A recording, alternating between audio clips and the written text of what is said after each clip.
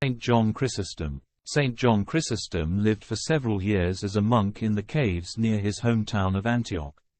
However, he so injured his health through his severe asceticism that he came back into the city to live.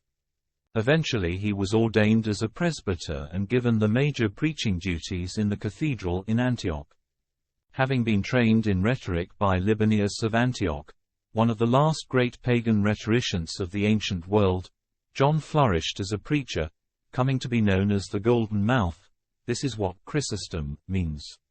Many of St. John's sermons were preached in series as he went through various books of the Bible verse by verse. He eloquently interpreted and explained the texts with great practical wisdom and deeply penetrating spiritual fervor. Hence he is honored in the Church as not only the greatest preacher who ever lived, but also as the greatest biblical commentator in the Eastern Church. In 398 St. John was made Archbishop of Constantinople. Partly because he alienated Empress Eudoxia, and many others, through his forthright preaching against luxury and ostentation, he was unjustly deposed and exiled to Eastern Asia Minor in 404. In his many years of preaching he had said much about accepting and bearing innocent suffering patiently and nobly. Especially in these years of exile, he practiced what he preached.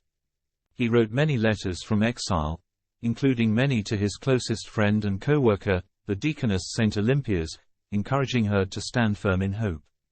He died in 407 on a forced march to a place of further exile, near modern Abkhazia. In spite of all his unjust trials and suffering, his last words were, "Glory to God for all things." In 438 his relics were brought to Constantinople in triumph.